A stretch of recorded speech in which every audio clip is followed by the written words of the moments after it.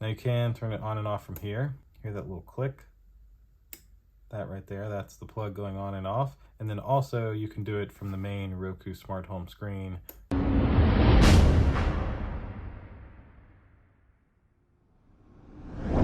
And so another great product for a holiday season is an indoor smart plug. The other video I've created is the outdoor smart plug from Roku. This is the Roku indoor smart plug SE, which will be perfect to control any lights you want to put in your house at holiday season, maybe even control the Christmas tree, set it to cut on and off at a certain time, or of course use it year round for a fan or for like a wax melter. That's what we use a lot of these for. So of course we'll get on the overhead rig, we'll go through the unboxing with this, and once we get them set up, I'll actually show you this in action. So click like, click subscribe, indulge in your life at indulgeclothing.com for the merch. And now let's check out the Roku Indoor Smart Plug SE. All right, so this is the Roku Indoor Smart Plug SE. This is a indoor smart plug, essentially. Great for a lot of things. We use ours for some lamps, for fans, as well as for wax melters to make our house smell good. We have those set on timers and everything like that. That's the front of the box. The top just has the Roku logo. The back, control from anywhere with your Roku smart home mobile app. The side says create schedules, simple setup, no hub required, in vacation mode. And this side just says what you'll need, which you'll need the app and a Wi-Fi connection. So let's open this one on up and take a look at it here. Right on top, got the Indoor Smart Plug SE guide. This has a QR code to download the app, as well as some information on what the lights actually mean on the device. We'll of course go over this with you. Now, this is the smart plug itself. Nothing else inside the box but cardboard.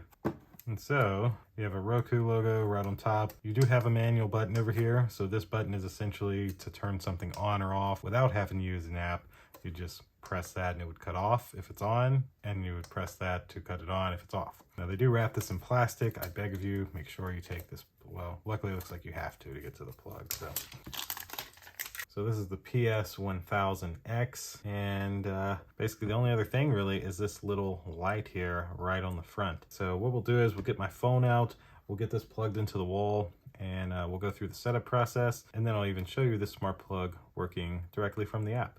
All right, so now we're gonna set up this little Roku indoor smart plug. So have me a little extension here so I can kind of show it a little better. And you see we have a blue flashing light, and you might have heard that little click. So set that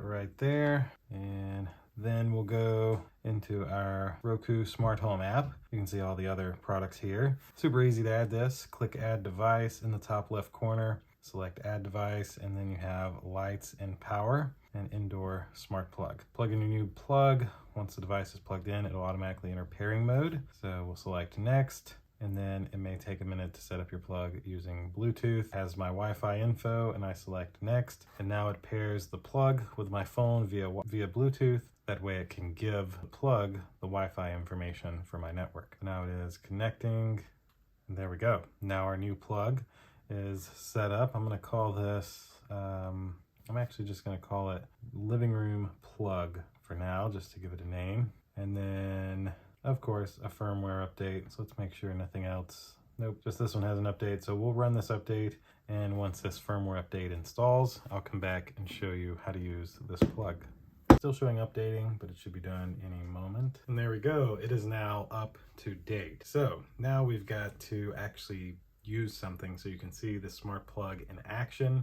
Before we do that, let's actually go back and take a look at the settings. So you can see here, you have runtime today and the 7-day average. They give you that little bit of information.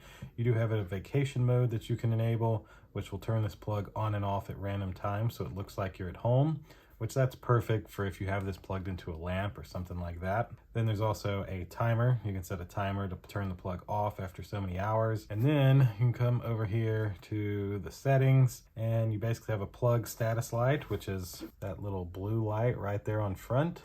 And outside of that, you have the name and rules. This is where you could set up rules, shortcuts, schedules, device triggers, all that kind of stuff to have this device automatically cut on and off. And outside of that, device info, Roku support, and delete device. Now you can turn it on and off from here. Hear that little click? That right there, that's the plug going on and off. And then also you can do it from the main Roku smart home screen right there. It's off and it's on. So let's cut it off. Let's actually go back into here. The plug is off. And then we'll take this little Apple charger I've put together real quick and plug it in. There we go. And then we'll run this on my iPad. So it'll be nice and easy to see when the plug is turning on with this device. So of course, cut it on and make a charge. Boom, and boom, it's charging. Nice and easy. Now we can also turn it off. And then another thing you may wonder is this button right here, you can manually cut it on and off. So if you just click this button, now it is on, it's charging. And then if I click it again, it is now off. It is no longer charging. So there is a manual mode. Of course, if you don't even want to use the app, you would have that option to just plug it in and use that button, but then that would kind of defeat the whole purpose of it. So I don't guess you would really do that. As for in the app though, there is just not a whole lot of settings. Not a lot is needed. You know, turn it on, turn it off, and that's basically that.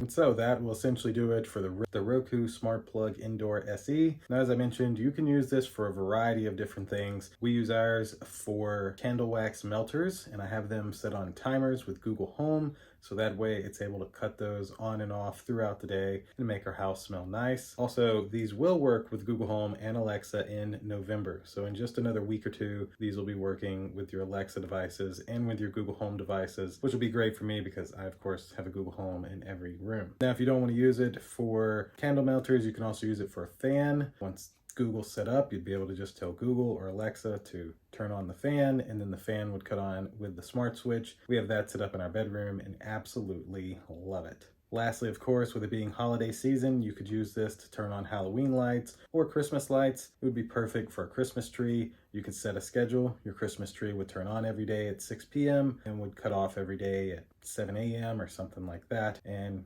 it's just really helpful in the end to not have to deal with turning it on and off or leaving your tree on 24/7. Now at Walmart, the Roku Indoor Smart Plug SE was $8.88. They do have a 2-pack of this that's about $15 or so you can save a little bit getting a 2-pack. And as a reminder, this is the exact same product from Wyze as the Wyze Indoor Smart Plug.